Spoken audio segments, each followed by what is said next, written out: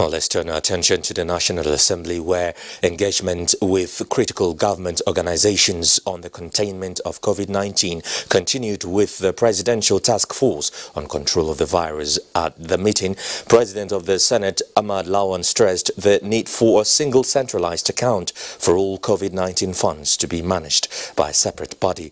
National Assembly correspondent Ignatius Nkwo reports. It's been a 3-day painstaking engagement between the two arms of government against the scourge of COVID-19. President of the Senate, Ahmad Lawan, stressed accountability and transparency in the management of all COVID-19 funds. His fear was allayed by the chairman of the Presidential Committee, Boss Mustafa. Under a certain platform, one platform, not every organization is running its own show. There could be duplication. Working at cross purposes, at the end of the day, there will certainly not be efficiency. We run a constitutional democracy that provides an essential ingredient called checks and balances. The PTF would not be directly involved in the collection and disbursement of cash donations for COVID-19. The Accountant General of the Federation has already published the account details for collection. The task force demanded some legislations to contain the virus and put in place preventive measures in the future. And that some have positive disappeared from view, and we are not sure how we are going to be able to actually account for the transmission that goes on. The legislators observed the need for hazard allowance for frontline health workers and for publication of names, bank verification numbers, and pictures of vulnerable Nigerians who benefited from the palliatives. The Presidential Task Force explained that the Minister of Foreign Affairs is addressing the plight of Nigerians in China as moves to bring back Nigerians who wish to return from other countries is ongoing. The arrival of the Chinese medical personnel into Nigeria and need to monitor their 14 days quarantine period also came to the fore.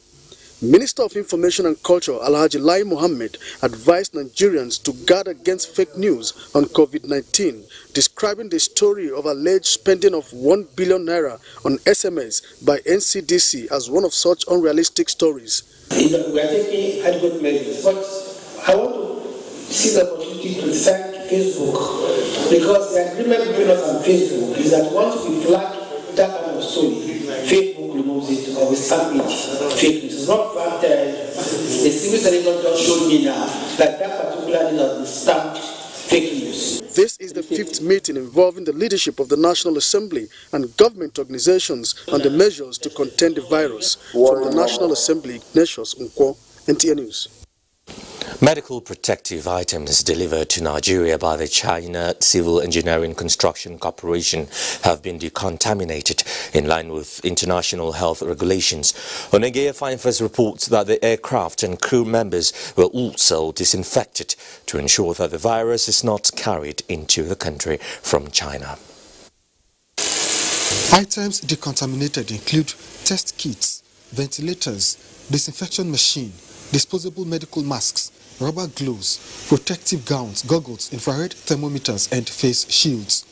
Performed by environmental health officers, the exercise is aimed at protecting Nigeria from possible COVID-19 infection through the items coming from China, which had a high burden of the virus weeks ago. For now, we can categorically say that this flight has been given the clean bill of health to be able to disembark from Abuja to Lagos. The next stage of the decontamination is we are going to decontaminate the risk area using heavy equipment that we have deployed for this assignment.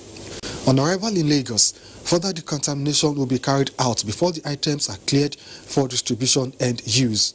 Meanwhile, plans are underway by the Ministry of Environment to decontaminate all the 4 international airports which are gateways into Nigeria. In Abuja, Onengiye Finefest, NTA News.